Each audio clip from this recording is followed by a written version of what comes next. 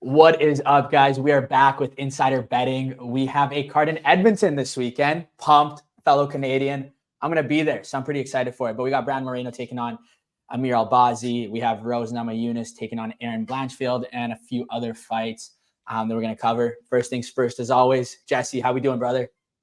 Doing great. Riding the high of UFC 308, and which was a great card. I know that you had a pretty fucking bang up week, if I'm not mistaken. Dude. I went 9 for 9. Yeah, I had 4 on the prelims, and I got the entire main card right. Fucking insane. Doesn't happen I'm trying to often. think. Did I get the main card right? What was it? It was I got the main event right. Oh no, I didn't. I had to pick Holloway because I had to stick with my original pick, even though I said I don't think he's going to win. I clarified that, but I had to go with Holloway because I said that there was a chance he would be champion. That would have been insane. Like if I had made that bet in January, and then he ended up becoming champion. Because you had him being the 2024 champ, or by the end of the year, being champion by the end of the year. Yeah, that would have been crazy. This would have been it. Yep. So, but yeah, no, it was a great card. Awesome stuff. And actually some pretty good fights here in Canada. Last time we were in Canada, though, I'm pretty sure, I think it was Vancouver, where the Canadian men went like 0 for 7 on the cards. It was Toronto. It was the card with Strickland versus, I think it was DDP. It was UFC 297, I think. And yes, the Canadians men went 0 for 7. Garbage. The men did. I think there was a Canadian woman. Yeah. Jasmine Jadovicius, I think, won on that card, if I'm not mistaken. I could be wrong. Wasn't there that redhead too? I forget her name. Oh, Jillian Robertson. Yeah, she might have won too. Was she on that card? Yeah, she might have been. Yeah, but the men, it was Mike Malott has a chance at redemption. Let's put it that way. So. Yeah, and Marc-Andre also has a chance at redemption, but we'll get all into it in a second here. Let's pull up the cards. Let's pull up the fights here. As always, we don't really like talking about the prelims because they're boring and nobody watches them. But these ones you might watch.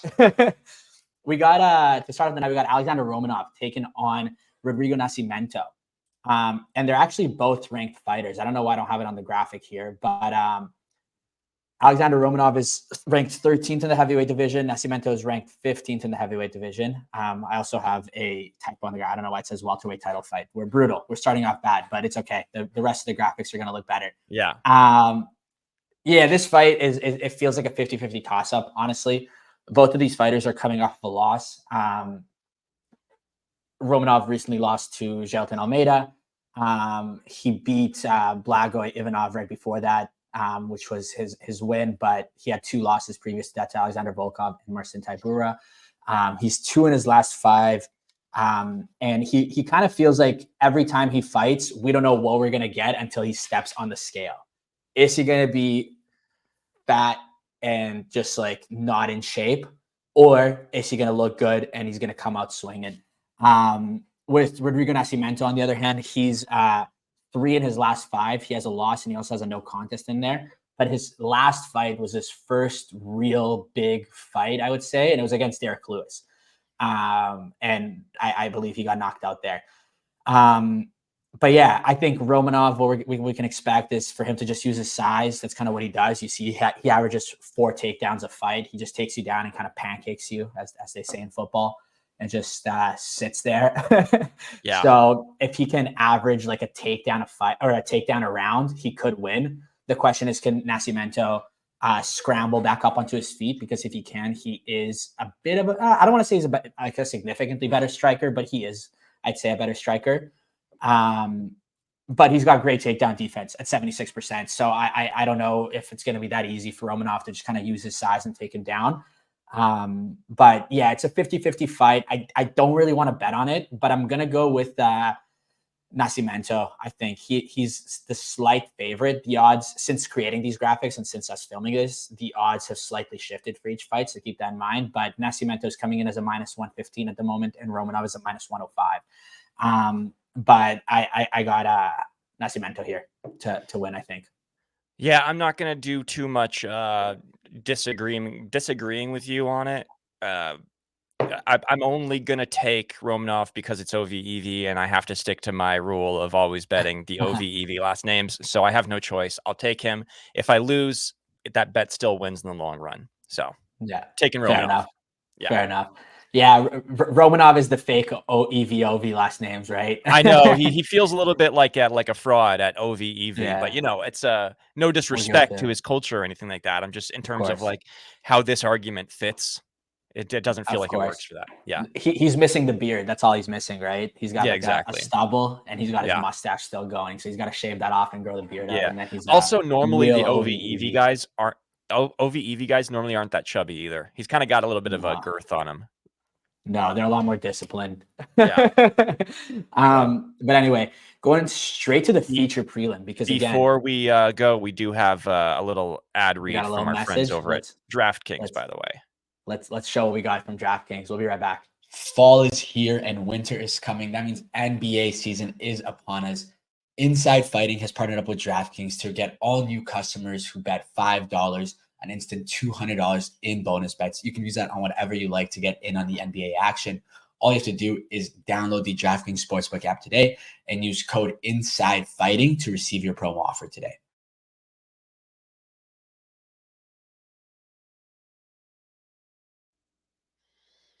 Yes, yeah, sir. and we're back. Have you? I know you're a baseball fan, Jesse. Have you bet on anything besides UFC and baseball since everything came back, or not really? And well, unfortunately, being in California, I'm only able to do DraftKings daily fantasy sports. So I'm really big on the daily fantasy stuff. Like I'm doing like homer bets. You can do Yeah. they have really cool stuff like you can do like 10-team play where you do a snake draft where you can draft your team. You're given like Monopoly money and you have like $500 or whatever it is. I forget what the number is, but you have a certain amount of money, might be $10,000 to bet on all the players that you're going to play that day. And then each player has like a certain like cash allotment for them. So like the best players are worth like $5,000 and then the worst players are worth like $1,000. And then so you can sort of like build a $10,000 lineup with that Nice. with so that's what I do. And so if Yeah. sports betting's not available in your state, you can just go do daily fantasy. I haven't bet on NBA yet, but I've been going pretty big on NFL recently. Yeah. And NHL because, well, for those who don't know, I'm from Winnipeg, which is a small city in Canada, but we do have the Jets. They're legit. And we started off the season 8-0, so that got me pretty amped up. We took our first loss 2 nights ago, but we'll get redemption tonight. But no, I did daily fantasy for NFL on Sunday, and I came like it was the free draws, so it's not like it's crazy winnings, but I came 400-ish and like out of 15,000 people. That was a pretty good. Oh yeah. I love those, dude. You could do that in daily fantasy as well, which is like no, that's what I did. It was daily fantasy. Oh, okay, gotcha. Okay. Yeah. I love those. Yeah. So I got like I think it was like 250 in bonus bets, but whatever, it was free money. Dog, I was like in one of those. Sorry, I know we're wasting time here. I was like third with like Patrick Mahomes left. He was like my quarterback in one of those lineups, and Patrick Mahomes was my quarterback. And I was like, oh, if he just has like a semi good game, I'm gonna still finish like really well. And he had like a total clunker. I ended up like not cashing. It was so brutal. It was so brutal. Yeah. But whatever. But anyway, we'll get back to UFC here. We got Aiemann Zahabi taking off Pedro Munoz. Pedro Munoz has been in terrible form recently. He's won in his last 5. He's got a no contest in there, so only 3 losses. But he's lost to 3 of his the 3 losses have been to like very notable guys. He's lost to Kyler Phillips, who lost to Rob Font. Was it 308? No. Yeah, 308, right? They fought there. Kyler Phillips and Rob Font. Was that 307? Yeah. It was Kyler Phillips, correct? Yeah. Yeah. So he lost to Kyler Phillips. He's still a good opponent. He's ranked. He lost to Chito Vera. He lost to Dominic Cruz. And then he had a win over Chris Gutierrez. And then you have Aiemann Zahabi here, who's on a 4-fight win streak, beating Javid Basharat in his last fight. This does feel like Zahabi's kind of like first real test. It kind of feels like they're testing both fighters. They're saying, hey, Zahabi, if you want to kind of go up against ranked opponents, you're going to have to take on Pedro Munoz. And they're telling Pedro Munoz, hey, if you want to still be in the UFC, you got to beat this guy who's coming up, So that's kind of what it feels like here. Zahabi, he's also, and some important thing to note is that his brother is Firas Zahabi, who's a MMA coach and most notably coached GSP. So the one thing Aiemann Zahabi has going for him is he's got very high fight IQ because he's been in the game for so long. and he's got a great corner, which helps, you know.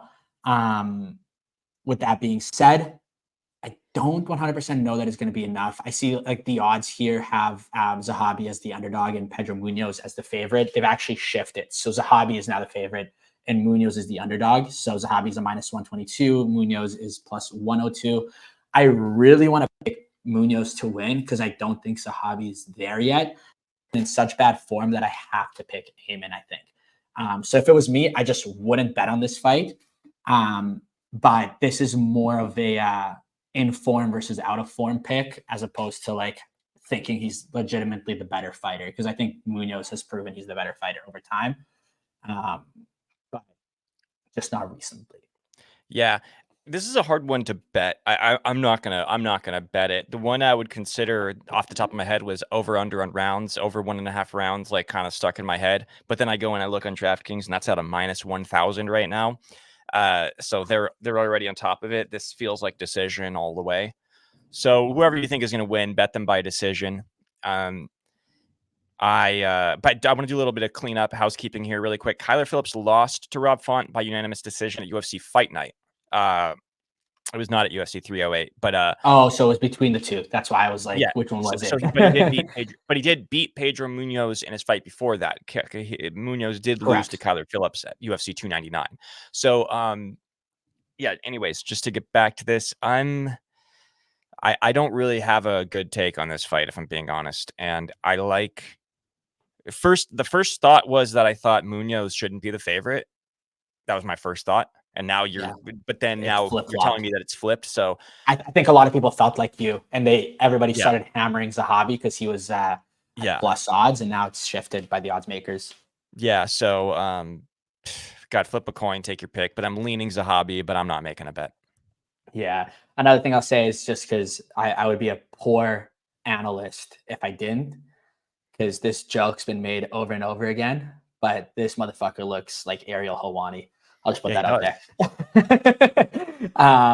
It's no joke. He really does. Anyway, onto the main card. And this is finally where the graphics start taking up a little bit more shape, even though it's not perfect.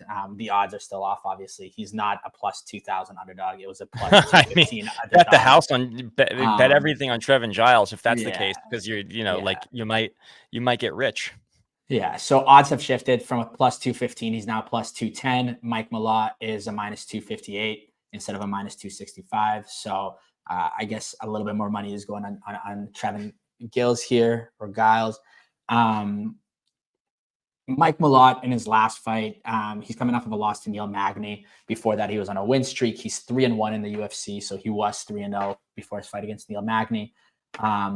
Giles is on a 2-fight losing skid. He lost to Carlos Paredes and Gabriel Bonfim. Long story short, Mike Malott is the better fighter. He should win, but what we saw last time is he gave up. And I hate to say that, but there was 15 seconds left, and Neil Magny was just kind of on top of him. It looked like they were kind of like scrambling on the ground, and then all of a sudden, Neil Magny's on top. He's just hammering shots away. Malott is just the entire time just like this, so he doesn't get hit, keeps getting hit, ends up getting the TKO loss to Neil Magny. With that being said, he is the better all-around fighter. He doesn't seem to specialize in anything necessarily, but he is better overall. I'm going with Mike Malott here as the favorite, but I will have to see what happens. I hope there's no quit in him this time, and especially being in Canada. Yeah, that's where my head is at here. This is Canada's kind of like one hope at having a star in the UFC right now. Because ideally the UFC would love to build a fight night card around Malott in the future, just considering, good looking guy, good fighter, has some good highlight reel moments, knockouts and submissions. I'm interested in a Malott +240 TKO or +215 submission. I'm sort of like in between those two right now because I do like finish in this fight.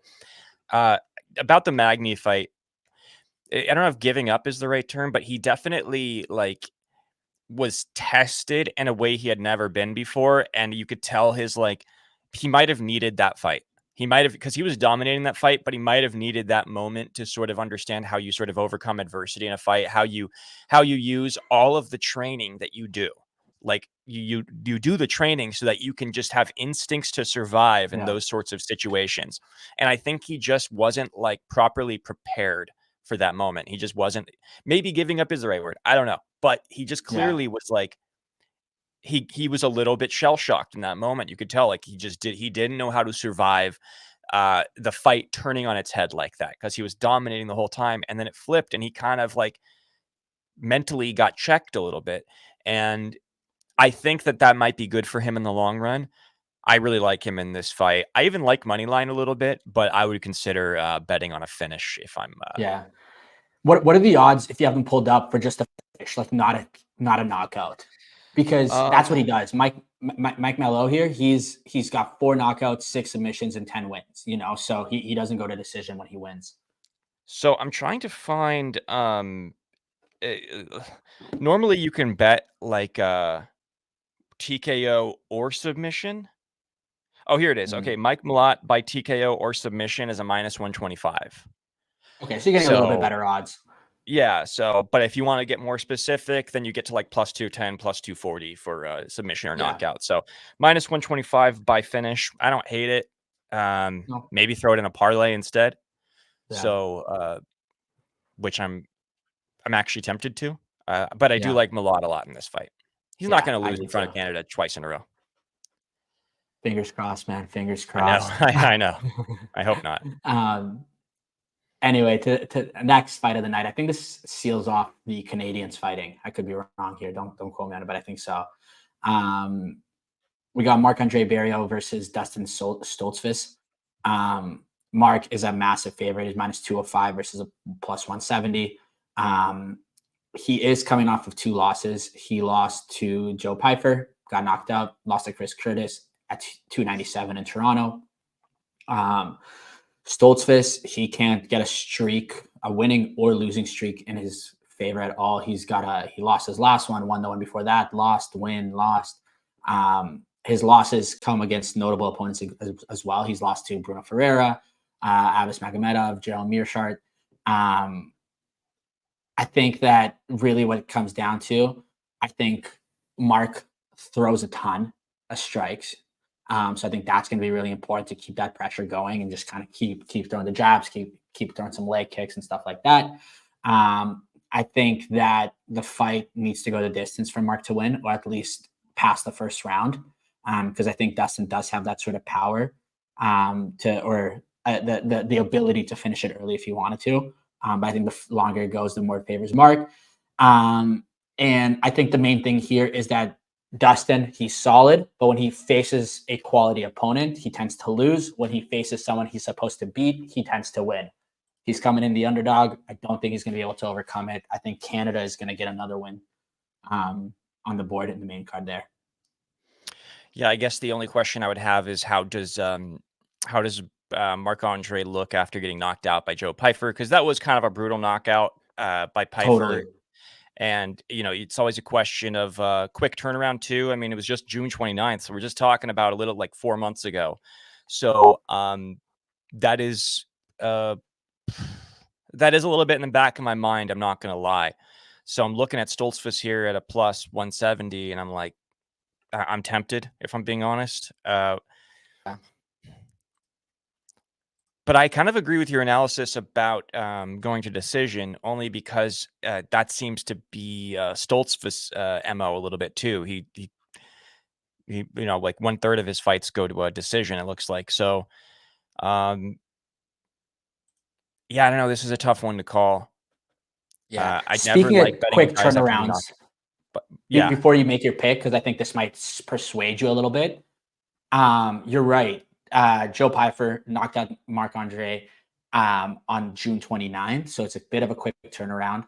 but Stoltzfus too. Bruno, yeah, exactly. Bruno Ferreira. I don't remember this fight, but on Sherdog here it says that it was a spinning back elbow, which cannot be a pretty knockout. So he's also, and that was June 8th of 2024. So it was only a couple weeks apart. Yeah, so they're putting up 2 guys that are coming off of knockouts against each other. So that actually changes my mind a little bit here. Yeah, Barriault throws a lot of volume. Barriault by decision.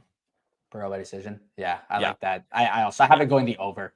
I Yeah. for sure over 1.5 rounds, probably the distance. Yeah. Yeah. Sorry, were you gonna say something? You took a gasp It's there. tough. It's tough. I'm not. That's actually like I don't think I'm gonna bet it. That's like actually my. I'm 50-50 on that one, but I do think Barriault pulls it out. Yeah. Next up, we got another cow or Kai, whatever you want to. I don't know how the name's supposed to be pronounced. I think it's Caio Machado. I think. Yeah. yeah. Let's go with Kai Caio Machado Machado. versus Brendson Ribeiro. Again, this is just like this is just a loser's fight. They're both 0-2 in the UFC. So since making their debut, they've both lost. Not to any significant opponents. Just 2 losses coming out there. They both seem to get a lot of finishes. Machado's got 8 wins. He's got 4 knockouts and 2 submissions in those wins, and then 2 decisions. And then you have Ribeiro, who's got 9 knockouts and 6 submissions out of his 15 wins. So he's 15 for 15 in finishes there. Kai seems to be the better overall fighter. He lands more shots, he gets hit less, and he's got a higher significant striking percentage. So he seems to be a little bit better on the feet. Ribeiro is better when it comes to takedowns, right? He averages 2.2 takedowns per fight, but Caio's got an 82% takedown defense. So I think that's going to come really into fruition here. I think he's going to be on the defense a lot. Just like by the eye test, I want to go Ribeiro because he looks absolutely ripped. When a guy comes in like that, you just assume he's going to beat up this guy. But I think that I think Machado is going to be able to stuff a lot of those takedowns. And I think he's going to keep the fight on the feet. And I think we're probably going to see a late knockout here, kind of like round 2, round 3. But I'm going with Kai here personally. He's minus 155 now versus plus 130, so he's a bit of the favorite. I'm going with the favorite this time. These guys are very similar here. They both won on Dana White's Contender Series, and then immediately lost their 2 fights, like you mentioned. Yeah. However, Machado is going to decision a lot for, or so far in the UFC. He's gone to decision twice, whereas, God, what's his name? Brendson got a knockout in the first round in his Dana White's Contender Series fight. Then he got knocked out in his next fight and then lost by a majority decision. Kind of a close fight. At plus 136, I kind of like just taking the underdog odds on this just because you mentioned Ribeiro looks like a better athlete. And it's just a close one, but I just tend to take the guy that I think is going to bring a little more action. And I think Ribeiro is going to bring the fight to Machado a little bit more. And I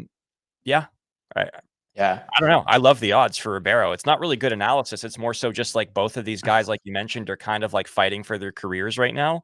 Yeah. And I kind of just like the guy that's going to bring a little more action. Yeah. I think that this fight, so in my opinion, them being 0-2, the UFC made a ton of cuts last week. And I think they're going to keep it going. Our boy, what's his name? The hype train, Rebellis to Spain. I know, done, brother. Fucking hell. Yeah, he's gonna come back. I'm predicting he'll be back. Yeah, he'll probably. Well, I don't know. He's a little older, is he not? Yeah, he is. But I think that's actually true. He is pretty old. He'd have to win a couple of fights and show that he can wrestle. But he is pretty old. You're right. Yeah, but it's heavyweight, so it's a little different. It's different. Yeah. They last a little longer. Yeah. Long story short, I think both of these guys are fighting to stay in the UFC, and I honestly don't know that just like scraping by with a win will keep them in there. And I think they both know that. So I think like if I could just bet straight up knockout to like just like that's how the fight's gonna end, I would probably go with that. That's a good idea. I like that because they're both fighting for their careers, like you mentioned, and it's also why the fuck is this on the main card of a crazy. Yeah, this fight like just stands out as like a clunker kind of. Watch it be fight of the night. And you have Romanov and Nascimento going in like they're like the 3rd fight of the night. Yeah, could have easily been a main card. Like exactly. Romanov used to main event. Yeah, I know. Yeah. But anyway, next up, feature fight of the night, we got Derrick Lewis versus Jhonata Diniz. With a Brazilian accent, it's pronounced a lot prettier. Denise. Denise, whatever you want to call it. Derrick Lewis is coming off of a win to Nascimento, actually, who I don't want to quote this, but I think I predicted Derrick Lewis to lose that fight back in the day. I think a lot of people did. Yeah. It was after his loss to Jailton Almeida. People didn't know what he was going to do. I think people expected Nascimento to kind of grapple, and then he just got the KO win there. But anyway, Derrick Lewis, all about power. And he's been in the UFC so long that everybody knows that. He's got knockout power. That's all he really has going for him.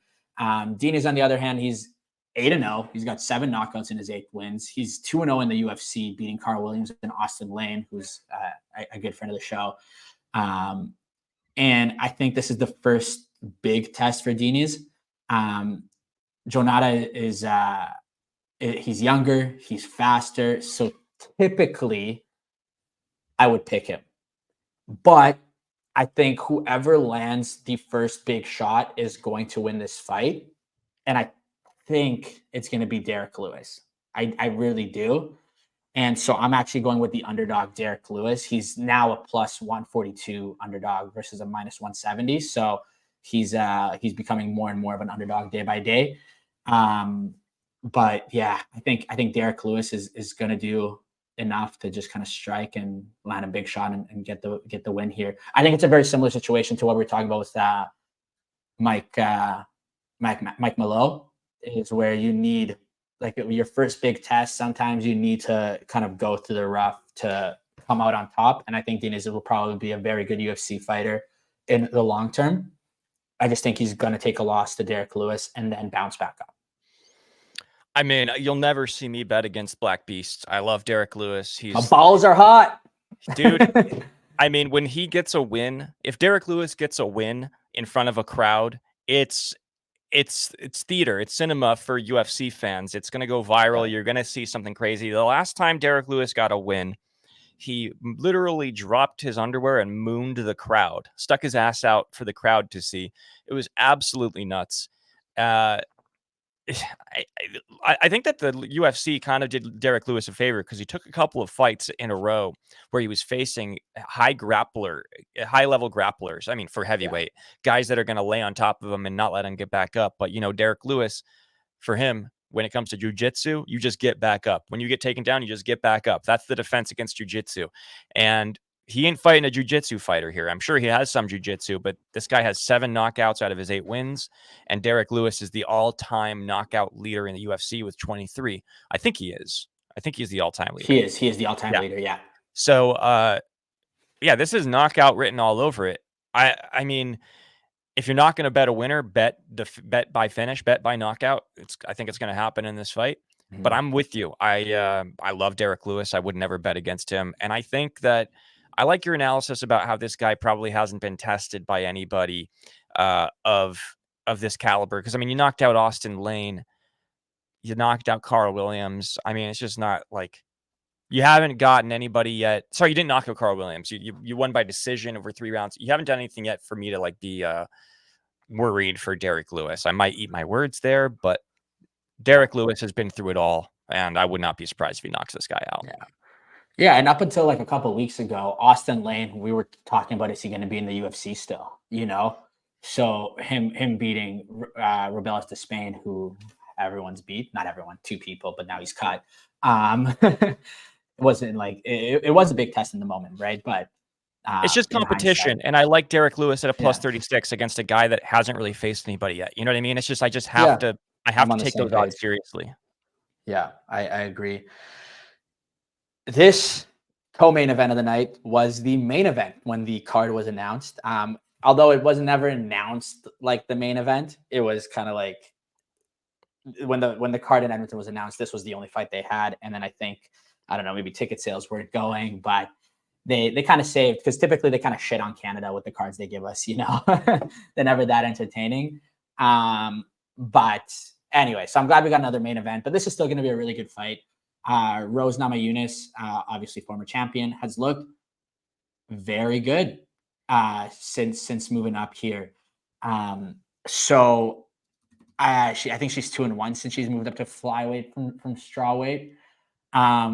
Yeah, they both lost to Furo. Both of these two are from Correct. So they both yeah, lost to Furo recently. Actually, both of their last losses was to correct. Yeah. Furo. Yeah. I think Blanchfield is a great grappler. I think she might just try to take the fight to the ground a lot of the time. Rose has okay takedown defense at 59%, which might not be enough. And if it's not enough, then we're in a pickle here. But to be fair, although Blanchfield is okay on the ground, she only has a 33% takedown accuracy, you know?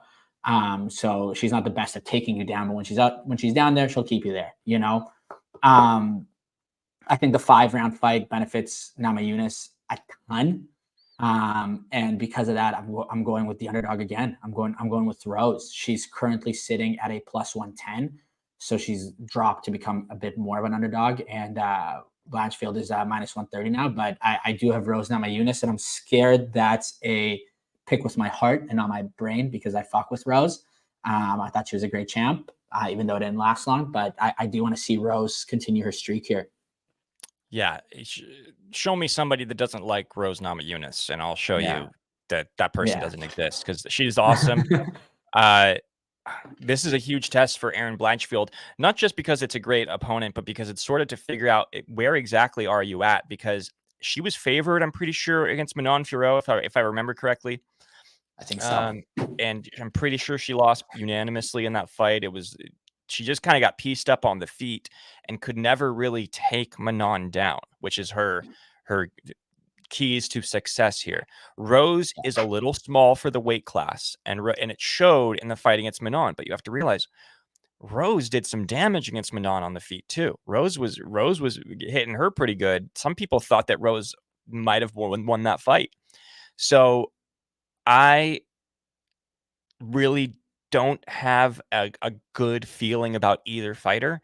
But what I will say is that like Blanchfield was on such a crazy run before losing to Manon Fiorot. I still think she's like young enough and good enough, and her grappling is good enough that I think that if she can get some implement some early takedowns, I do think she could potentially gas out Rose a little bit, where it might get a little tough for Rose in the later rounds. I know that you think that it benefits her. I think it's a possibility that it's a detriment to her when you have to deal with somebody who's going to try to take you down constantly. It can gas you out, especially if she's successful early in the fight. So I'm leaning Blanchfield here by decision or submission. Yeah. I don't love it, but I do think that Blanchfield, I'm going to give her one more shot to prove that she should be fighting for the title. I'm giving her one more chance. That's fair game. That's fair game. I don't blame you for that. And I just double checked. She was a 2-1 favorite going against Minot. Yeah. So and rightfully so. She was like dominating. Like she was awesome. She was like submitting Jessica Andrade in the first round. Like I think it was first round. It might have been second round, but she was like awesome. Oh, she beat very quality opponents. Yeah. Like very quality. She beat Andrade. She beat Molly McCain, who maybe not is that quality of an opponent, but she was still hyped up. Tyler Santos, like she was on a good little run there for a second. So this is and you know, she went 5 rounds with Manon Fiorot. It's like no small feat. Who's really good. So we'll see. Yeah, it's the only time she's gone 5 rounds, by the way, which is another reason why I think this 5-round fight does benefit Rose. But right, it happens. And I understand that logic. I guess it's like it really just depends on how the first 2 rounds go. If she's 100%. Unable to take Rose down the first 2 rounds, then I agree with you. Yeah. But even if, let's say, she takes her down the first 2 rounds and just kind of sits on her, you know, and tries to like maybe get the submission, but if worst case, win the 2 rounds with ground control. Is that going to gas her out where Rose is going to be less gassed out? Right. I think she needs to use her like strength and her size a little bit, like because obviously they're like the same height, 5'4", 5'5", but like I think she's just like naturally she can use that wrestling weight that she has to really like to lay on top of her and like kind of submission's a good bet too. If you think that Blanchfield's going to win, submission's interesting. Yeah, no, definitely. Let's move on to the main event of the night. We got Brandon Moreno versus Amir Albazi. I was shocked to see Brandon Moreno a favorite. He's now sitting at a minus 175 favorite and Albazi at plus 145 underdog. So it's becoming the gap's becoming wider here by the odds makers. And the reason I was shocked is not to talk down Moreno at all, because Moreno's a former champion. He's a great fighter. I just thought Amir Albazi, it was like he's my pick, and I thought he was the obvious pick. And I don't know why I feel so strongly about it. I think that I think Moreno, he's coming off of 2 split decision losses, so it's not like he's losing by a ton. And he lost to Brandon Royval and Alexander Pantoja, like two great fighters. One of them is the current champion, one of them former, right? And then you have Albazi, who's his only real